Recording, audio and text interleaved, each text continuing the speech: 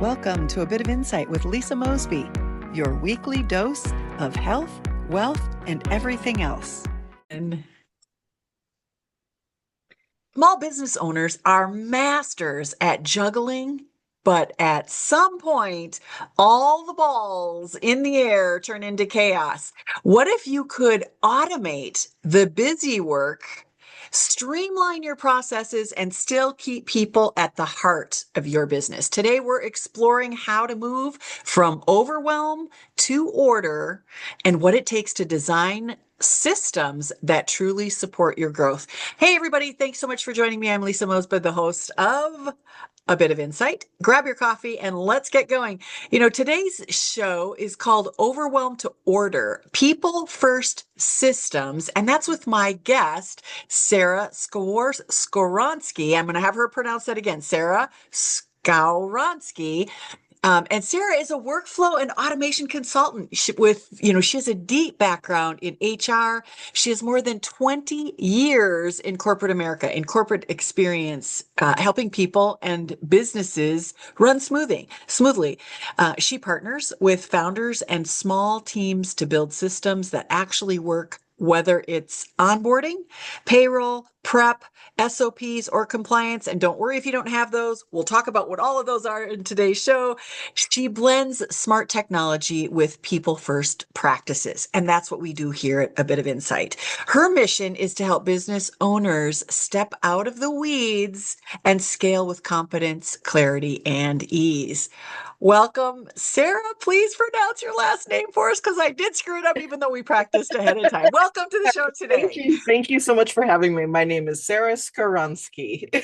Yes. And most of you guys know, I talk about this before, that I didn't have a lisp when I was a child, but I had a facial trauma. And so now I have a lisp because I had to have those front four teeth fixed. And I'm so self-conscious of it, but other people don't notice it. But I feel like I screw up names and things. And you know what? It still doesn't stop me from doing a podcast. So if there's Oh, anything it should never blocking you, stop you. yeah, anything in your way, you can overcome it. Like it's just who you are. So, Yeah. be here and say it how you need to say it. But, Sara, is there anything, I did a quick intro. I mean, you have a Yeah, you did a tremendous beautiful amount of, intro. oh, good. You have so much experience. And I was looking at some of your LinkedIn posts and I try not to go on social, but, because on some socials, Facebook, it's doom scrolling. But I Yeah. love LinkedIn because you really get a sense of what people's passions are for their business and what Mhm. they're interested in. Like you had some amazing posts on your LinkedIn page that were really enlightening and you have this wealth of knowledge. But how did you get here? Like right now, you're a fractional CMO or a fractional HR. You stepped out on your own. How did you get here? 20 years in corporate America. What brought you here? A very, very windy road. A very Yeah, windy road. usually. Yes. So, Yeah. so yeah, I think you're going way back. I actually got a degree in hotel management, which I used for like a second, and then I got into Oh, technology, and then I got into technology in hotels. Um, and I think after that, I moved into HR, and I really was passionate about. There was something about the law and the people and the systems and all of those things working together that really clicked for me. And I had the opportunity to work with smaller businesses, and one of them was a very small business. It was a staffing company that had it ranged from 10 to 20 internal employees and then a couple hundred temporary staff out. And I started there as their HR manager, but because I had this technical background, I was also their IT person. And then when the owners retired, I became the manager of everything except sales. And we used to laugh because I was the manager of operations and HR. And I said, so basically I'm more, MOHR, I'm more. love it. I see all And these so unique. I have a friend and she's the chief joy officer. We have chief mhm, visionary officers. There's all these great names that really yeah, more authentically explain what it is that people do and how they serve that business and how they show up in Right? that business. So I love that. You are more. I am But more. automation, yeah, yeah, the Yeah, automation yeah, part is the more that I'm most curious about, that I most yes. need, because I've been transitioning new technology for me since January with I know. There's so rebranding. so much new technology out there. Yeah. So let's dip our toe in the AI automation Yes, pool and tell yes, us how you are as a and folks, if you're not familiar, a fractional human resource means that she has her own business and she goes into multiple businesses and helps them set up HR. I've yes. worked with a few fractional CMOs, which is their chief marketing officer, and I've worked with a fractional wellness officer and thought about being that for myself, where they go in and work with the wellness, and that's actually kind of a subsidiary of HR Yeah. in a lot of big A lot of times corporations. it So is. Yeah, yeah, so she works in this diverse landscape with many different small businesses now, small to medium businesses, I'll say, is now your focus, where you were in big business and now you've kind of yeah, pulled it back. That's where your heart is. But yeah, what we, and me included, as a small business owner struggle with is automation. Like I am yeah, one person and I have an assistant and yeah. I can only do so much. And this is I was right my there.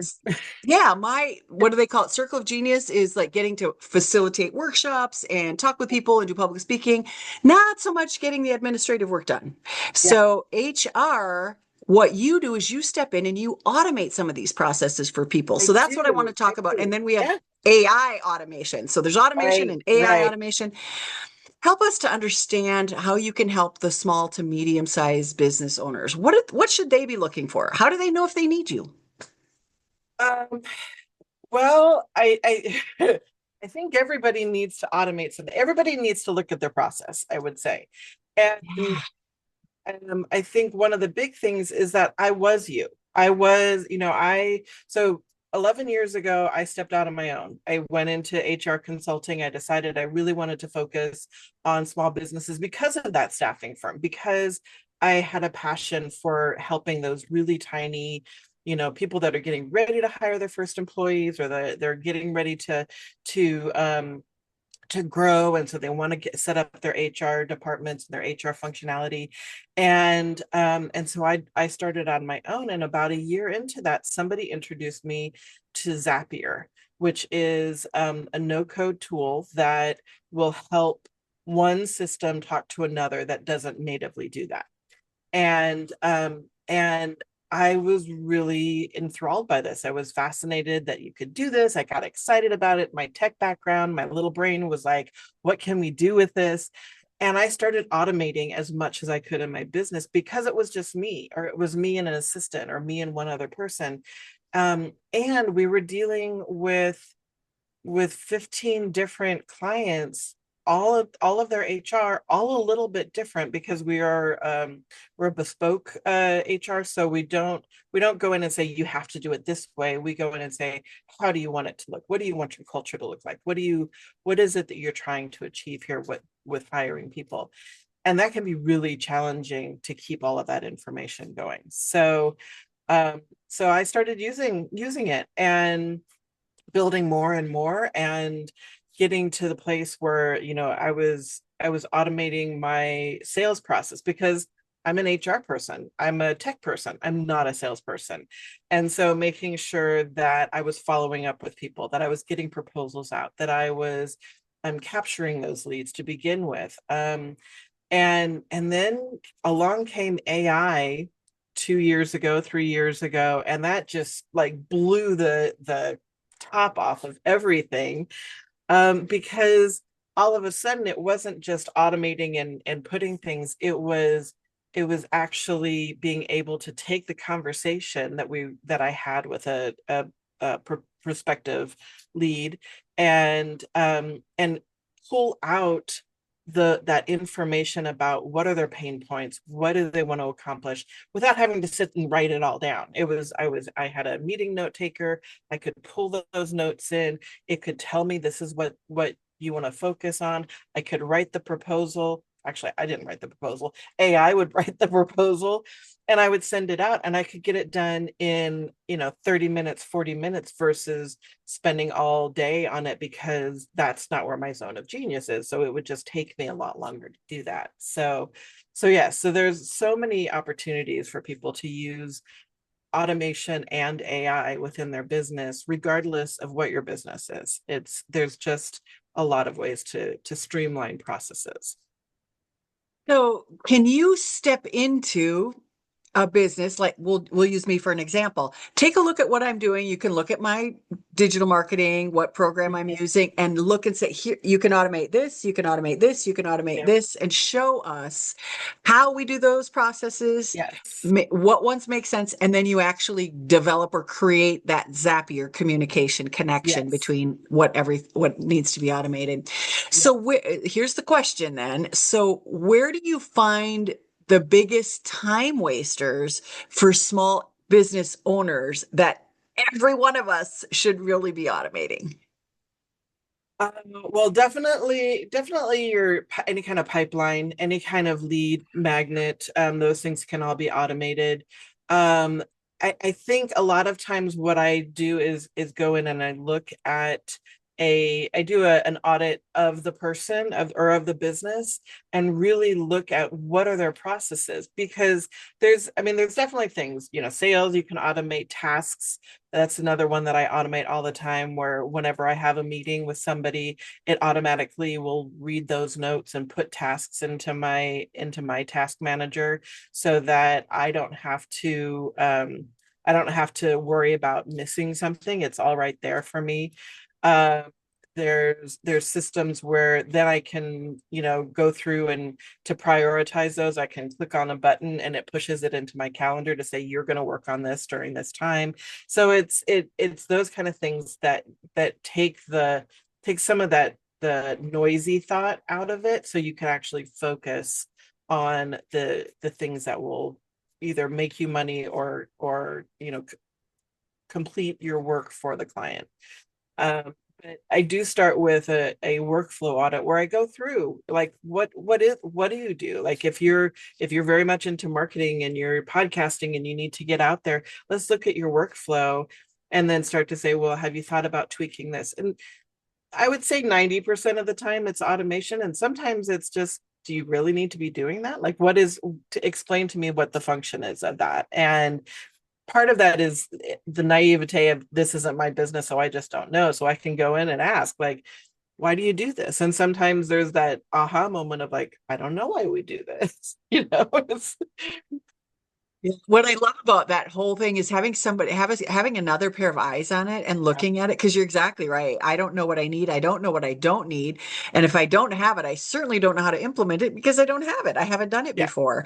And I think that, with AI, we've kind of gone off the deep end and we're using it in a lot of different ways. But what I like about it is the fact that it's a time saver. And we've already seen that. yes, AI can help you create PowerPoints, it can help you write books, it can help you, all these things that people are doing with it. It's a time saver. But you're talking about using it as a time saver in a completely different way. It doesn't necessarily need to use its intelligence. It needs to just, pardon my, GSD, get shit done, that, right, like, yeah, to get it done. Because I can get so caught up in those little details mhm, that all of a sudden, oh my gosh, I haven't interviewed a podcast guest for this week and I'm a week behind. And there's people think, oh, you just show up and you interview them. But there's a lot of little a lot of things prep, that happen around a podcast, and creating graphics and getting all of their information and their pictures and putting it all into the folder, and then creating the podcast and putting the intro and the outro on there. And if you're going to do any editing, and then marketing it, pushing it out social media, uploading it to the different services like Apple or Spotify, there's a lot of detail. yeah, And all of those things can be organized into at least a checklist, if not mhm, an automated flow. And that's yeah, one process in that's all of one my process, business. yeah, It's one I- process. And we talked about what is an SOP in the introduction. That is your standard of operating procedure, your SOP. How do you operate all of these little functions that your business is currently doing, that you're yeah, currently actively taking part in? take back that time. Like it Yeah. cuts out, I don't, dare I say at least 50% of my time is no longer spent on that. It may be higher than that. I haven't actually analyzed it or calculated it, but automating that, we're taking back our time and nothing falls through the cracks. We don't Yeah. miss things. Yeah. So that's the beauty of how you help people, or at least that's my experience. Yeah. So what does it really mean to put people first when building these systems? Well, I think there's a fear that automation and AI is going to take jobs, take people away. And what I'm trying to do is allow people to really step into their zone of genius with so that they don't have to do the busy work. They're not, chasing down emails or chasing down information from a new client or putting things on a task list. They actually are spending their time doing the work, doing the bigger idea work um so that they can continue to grow professionally. Uh, let the machine do the easy stuff, and allow the people to actually do the stuff that they want to do, and that will help them grow. Yeah. And how can onboarding set the tone for the company's culture? Oh Or my God, so maybe much. I may have jumped the gun. I may have jumped the gun. You mentioned company culture, so I want to go there Yep. first. I Yep. am, it's me, and I have a study assistant now, but she's my third one. So that people in the VA services oftentimes may get bigger, better offers, and so Yeah. there's high turnover. So I do Mhm. have to have some sort of onboarding with new people that come in. Yeah. And if I have all my systems automated, it's easier for them to plug in and know Yeah. them. So let's talk about company culture, maybe Yep. as it applies to onboarding, or if they need to be separate, you lead the way. Yeah. Yeah, I think there is, so it's interesting because from a fractional HR standpoint, there's okay, these are the things you need to do for onboarding. You need, depending on your state, there's certain things that people need to sign. There's certain, everybody has to do an I-9 if they're an employee. There's, you want to make sure that people are signing confidentiality. But then there is the culture part. Then there is how does it feel? Is there simple things like, do they know how to log into their computer? Do they know how to, do they know who they're working with? Do they know what they're doing in their first week? Having something set up where you are introducing them to your company and your culture and your business without just like either word vomiting on them or like just saying or like handing them a book and being like, good luck, so I think it's really important to set up time to make sure that you are working with people, that you have those SOPs, so because nobody is going to remember things. Very few people.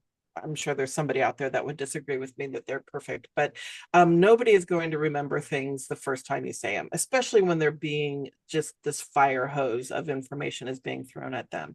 So having things like SOPs and making and really pushing, this is where you can find this information. This is where you can do this.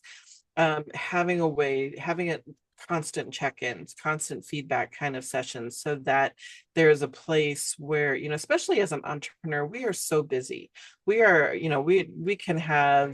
we're dealing with our own company finances, we're dealing with our clients, we're dealing with sales, we're dealing with marketing, all within the span of like an hour and a half, right? So it's really difficult sometimes for employees to feel like they're aware that they're bothering you, but then you're not setting those expectations with them. So making sure you have a really strong onboarding, whether it's meeting with people, making and pulling automation back into this, is making sure you're scheduling, you have it automatically scheduled. Every week we're meeting at this time, or every day we're meeting at this time, having an agenda, having a follow-up to things of like, hey, yesterday we talked about this, are you, where are you with that, how is that going? um, because as entrepreneurs, I can't remember everything. I'm like, wait, I asked you to do what? You did what? Why did you do that? Oh, I asked you to. Okay.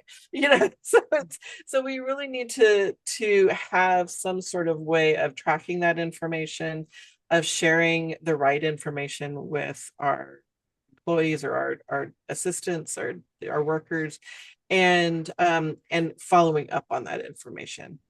And I think all of that creates that culture. And the other thing is really understanding what you expect of the other person. And that, kind of taking off the AI and automation hat and putting on the HR is, it's all about expectations. It's all about what you want the person to do, and never assuming that just because you know what you want them to do, that they know what to do. But being very clear on your expectations and how to do it and how you want it done, because honestly, that's one of the biggest problems I see with people, with business owners, is that they hire their first employee, and then they come to me and they say, this person isn't doing what I want them to do. And I'm like, well, have you told them what you want them to do? And they say, well, they have had this title before, they should know. And I'm like, nope, absolutely not. No, it's your business. You need to know. And yeah, I love that because I always do it first. Before I brought in my first person, Yeah, I did all of the managing of the podcast and I did all the social media and I did all the graphics and I did all those things and I wrote them down, wrote them down, wrote them down. So I had a job description or an expectation and I still screwed it up. I still gave her too much oh, information when the first gal, I gave her too much stuff when she started. So this person that's working for me now, we started with four things. It's like, I want you to automate. This is the system that I have, but I want you to automate these four things. And when we can do that for 1 or 2 weeks in a row, then we're going to add something and add something and add right. something rather than saying, here's one, like you said, word vomit, which is what I did the Yes. first time. Word vomit, all the things. Cause it's like, oh, I've been so overwhelmed myself. I mean, now I'm going to overwhelm this new person who's in my Right. culture. So I did it much better this time around. And I want to talk to you about the fractional piece of it. Let's identify fractional, whether it's fractional HR, fractional marketing agent, wellness agent. We talked about all the different. There's even fractional CEOs, fractional Yeah. CFOs. Right. This idea of fractional. There's so many more small businesses in the world today than ever before. And Yep. many of us came from a different culture. We may have come from corporate America. We may have come right out of Right. high school or college and started our businesses. So we don't know what we need. And Mhm. certainly most of us do not know we can't afford that straight out of the box. We're not funded. We don't have tons of capital. We're bootstrapping. But Yeah. there is places for these fractional executives to Yeah. help us. Yeah. So can you help us kind of process that? Like as an entrepreneur, as a small business owner, where should I start? I mean, HR makes sense. You set up your culture first before you bring any people in. But wait a Mhm. minute, we need to get some certain structures in. Like I'm rebranding, so I'm Structures. getting a new CRM and new software, and Yeah. there's a lot of that structure that's coming Yeah. in. So is there some sort of an order? And I won't hold you to this, but for those folks who are kind of in the midst of this, let's give them some Yeah. process. Take some notes, people, on what it could, how could they move through and use some of these things so that they launch their business with the greatest opportunity for success rather than struggling and flailing and being stuck in the weeds. Yeah. Yeah. I don't know that there's one right way to do it, because I think, again, it depends on your business, I but won't hold you to it, but yeah, give us there kind of are a so many different things. I mean, having somebody that you can trust financially, I think, is really important. If okay. you're truly bootstrapping it, like I started my business when I started the HR consulting, I had, whatever money I had in the bank, and I, put my nose down and went out and networked like crazy to try and get people. Um, but so with that, I think having, depending on where you don't feel comfortable, having a fractional sales manager or a sales director, having a fractional marketing person, looking for things that are revenue generating. So any of the things that are truly going to help you bring money in, those would be where I would say you want to really focus on first, to get those systems set up and to get a structure set up for that. Then, the next step is bringing that CFO or fractional finance person in, or some of the other operations people as you start to grow, and then bringing in and that includes HR and all of sort of the back end people that help you to help your business to stabilize and continue to grow. But you need to get the revenue in first. So I would say anything that's revenue generating, so marketing, sales, those type of roles, would be where you want to get to on the front end. Just having a conversation with some of these folks, even if you can't afford them initially, if you're launching your business, it's like, what do I need to be preparing for? I don't want to get so far off track and then Yeah. I'm not headed in a straight line. I don't want to do this Yeah. zigzag. It takes a whole lot more energy. So there are resources like the Small Business Administration where they offer Score. different classes and things. Yeah. Yep, SCORE will take you through some of these processes. So Oracle if actually has some of those fractional CFOs and business advisors and those kind of things, and they're great. One of the other things that I find really helpful is joining a networking group. And so there's something, the international ones and the large ones are like BNI and Provisors. Um, but then there's also some like I just joined a group called H7, and there's 1,500 people around the world that are part of this. And a lot of times what you get in those is you get, first of all, other entrepreneurs. And so a lot of times they're going through the same thing that you've gone through, and they may have a connection to somebody, they may know somebody, or there may be that chief sales, fractional sales officer, fractional finance officer that you can just sit down and have a one-on-one and have a cup of coffee with and get to know them. And 99% of the time, they're willing to give you some free advice, of like, so that hey, I'm on the right path. I mean, that one of the first times I sat down and did a one-on-one from a networking meeting,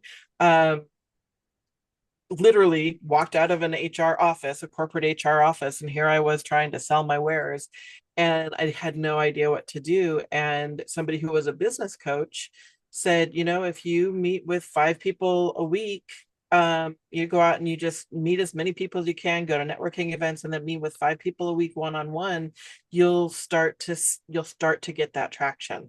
One, you get better at kind of talking about what you do, and two, you get other people knowing what you do, and they start to bring more business in for you. So yeah, and great it worked. place, 6 months those are great. later, I got a random phone call that was like, "Hey, are you still doing that HR thing?" It's like, "Yes, I am."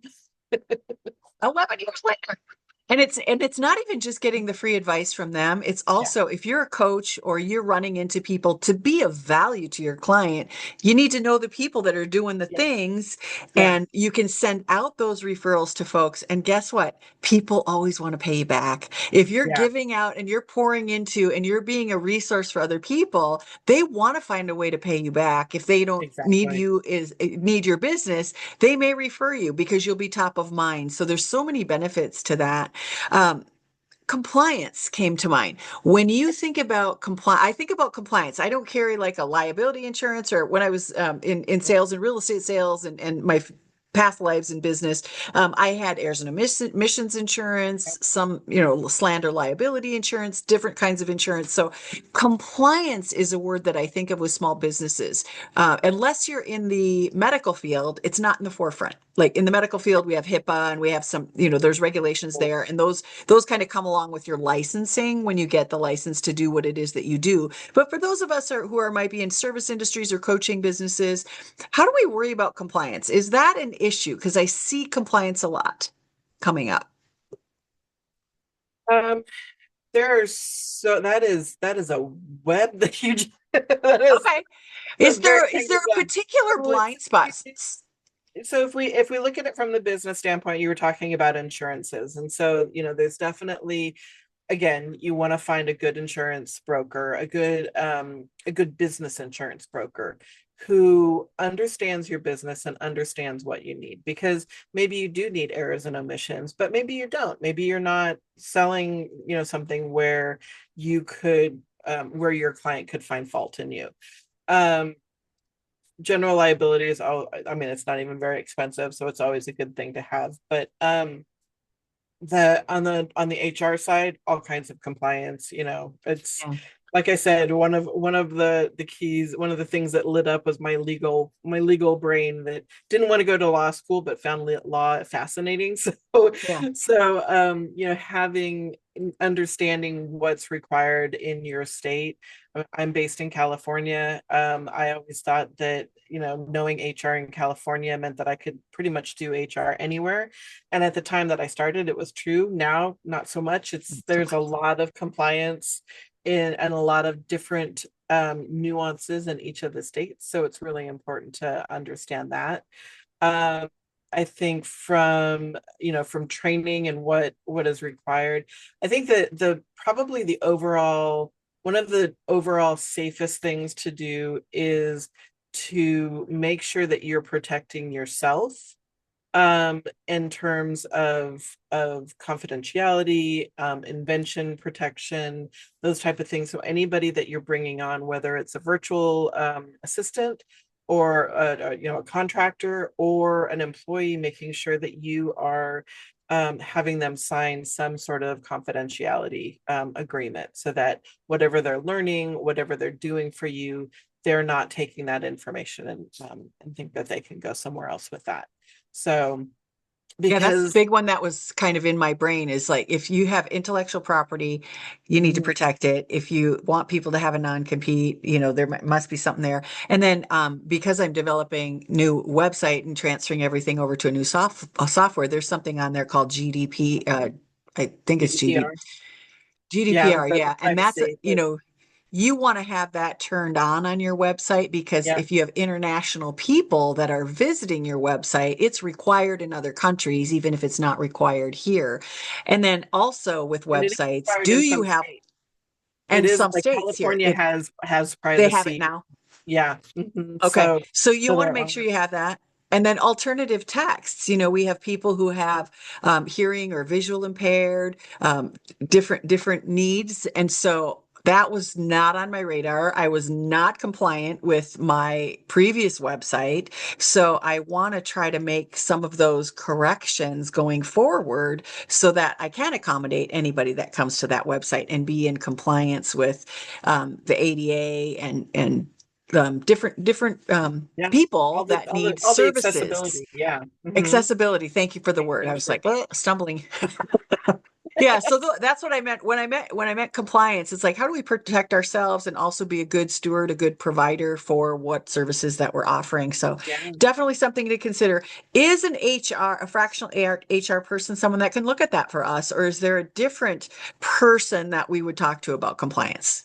Does that fall under HR? Under employment, yes. And Okay. I because I was more at that staffing company, I do understand a lot of those things. So I end up helping my clients and kind of pointing them of like, hey, do you know about this? Hey, have you. But when it comes to a website, in fact, I think my first web designer, I schooled him on the accessibility. I was like, we need an accessibility statement on here. It was like, what? So yeah, I think that you want to talk to your web designer, your web whoever your web person is.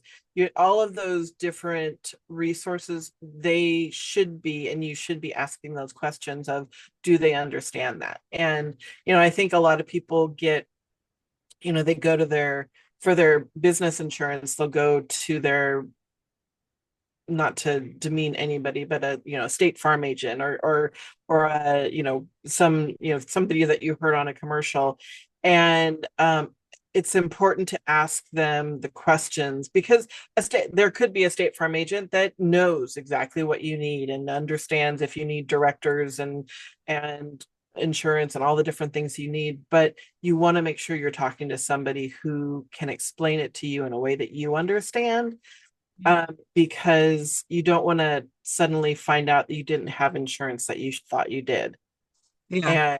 and um, and Yeah. somebody who knows and who's looking ahead of hey, we've got all this AI stuff.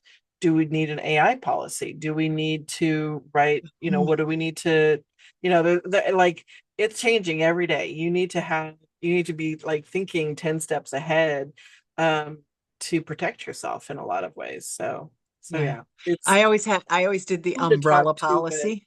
yeah, Yeah, the umbrella policy, because your home, your car, that yeah, person can put an umbrella policy on. So if somebody got hurt on your property, and yeah, some of those umbrella policies will cover liable or some business mistakes if you're a home-based yeah, business. But it is very limited to what it will cover, and they don't necessarily do business insurance over and above that. So finding that person that really specializes in planning, I love that idea for yeah, your business needs in the future, and having a plan that you can grow into. I know Aflac has some plans for business owners, and there's probably many other companies out there that do that. So that's a consideration. Even when you yeah, first start, if you can't afford it, it's still worth having some of these conversations. Again, one, to get the information, two, to be a resource for other people because now you're in the know, and three, it goes in your business plan down the road. Like when we start to become profitable, we want to make sure that we have these things in place. Another one was yeah, a key man policy. I right, had two other business partners in a previous business, and if one of us passed away, then there was a life insurance policy that would help us to stay in business, right, to keep going. So we had this yeah, key man or woman life insurance policy on the three of us. The company paid for all three of us to have that. Fortunately, we're all still here today, so we didn't need to use it. But oh, again, if you have a family to think of going forward and you're self-employed, you don't have a company that's going to provide anything. You won't have any income coming from that if you're not former yeah, military and your spouse gets taken care of. Some places those things are in play, but as a straight yeah. up entrepreneur, I've never worked in any of those environments. I had to provide them for myself all these Yeah. years. Yeah, and I've done the same thing where I don't, I mean, I don't have a partner or anything, but I still have a life insurance that the beneficiary is the company, so that if something happens to me, there's money to kind of wind everything down and to so that they can come in. I don't think that the business would continue without me as being a one woman show, but I also don't want to leave, a hot mess Clients also. hanging. Yeah, yeah, Yeah, exactly. so Is there a right time for automation? We've kind of touched on this, so I want to start wrapping it up. Is there a right yeah. time for automating? I think one of the things you said earlier is really good is to is to know what the process is. So if you're finding that you're doing the same thing over and over again, that's when you start automating. If you do it once and it doesn't happen again, then it probably doesn't need an automation. But if you find that every day you're going in and um, you're posting new things on LinkedIn or on Instagram, that can be automated. If you find that you're taking notes from a meeting and you're putting them in a task manager, that can be automated. Anything that you're doing repetitively, those are all things that can be automated. But you have to do them. You have to know them before you just automate them, because everybody's automations are going to be a little different. Yeah. And you might need somebody to walk alongside you. You may not be able Yeah, to discover some of this stuff on your own because we've been doing it the way we've been doing it. And yeah, we do tend to get blind spots. They kind of yeah, come with the territory because you get so busy that you don't see your blind spots. Okay, here's my last one. And then if you have more to add, feel free. But my last one, if you could wave a magic wand over every small business owner who's listening to this information, what's yeah. one thing you'd fix in their operations tomorrow? I'm sure you've seen some things that kind of show up. What's one thing that you would fix in their operations, or the first thing that you would fix in their operations? Any thoughts on that? Oh my goodness, my brain is like all over the place because there's HR stuff and there's compliance stuff and there's automation stuff. But I think sticking with the automation, it would be, really, um, like having SOPs. I think that's the big. Oh, yeah, I agree. I think that you can't. The other thing is you can't automate things if you don't know exactly what's supposed to happen. And even when they do an automation, it's like, okay, what is it that I want to accomplish? What are the steps?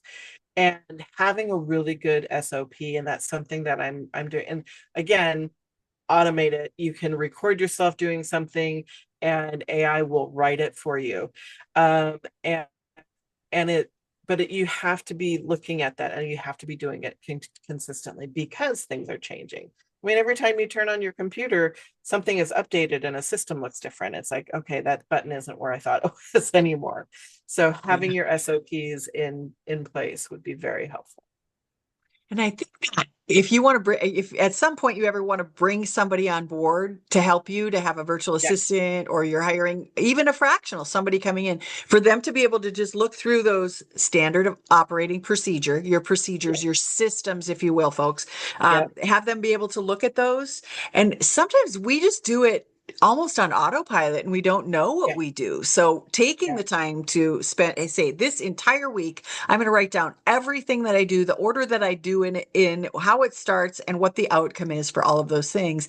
Then you're yeah. done. And you could take that raw data, that raw process, and stick it into an AI, one of the AI services, and say, here, clean this up for me, write it out, and then bam, we're starting our manual. We're starting our user's manual or onboarding And manual from that. you, if you buy Loom, if you pay for Loom, which is probably $10 a month, it was like $120 for the year. It's a recording, a video recording of your screen and yourself and what you're as you're talking. It will actually, you can take that transcript and just dump it into AI and it will write your SOP for you. In Beautiful. fact, I think there's even a and I think you can do that with the free version actually. I don't think you need to do that, but I think now on the paid version there is a button where you push and you say, I want to create an SOP out of this. Gotta get Getting show. easier and easier. Yeah, so Yeah, many resources. And there's there's that's the no excuse benefit. not to do it anymore. Yes, okay. I think I just got my hand slapped. Oh, Hey, thank you so much. sometimes you need to have focus. I just want one last thing on the SOPs is having a time where it's like, okay, I'm gonna make a list. I'm gonna make sure that I get these through. One of my friends, who's also an entrepreneur, she has a business. In June, she did like all of her and her employees all did their SOPs. They had to, that was their goal. And then the person who actually started me on SOPs, her name is Layla, and she has a company called Process Driven. She has September. So it's like you're supposed to be like doing a SOP every day in September to get all your Oh, SOPs done. So something around that where you kind of gamify it and make it like, okay, we're going to get this all done, then it's very helpful too. yeah. And I have the Insight Circle, which is just a business community. People come, they get accountability, they get a little bit of confidence coaching, and they get challenges. And you know what? Yeah. There might be a September challenge for that group of people.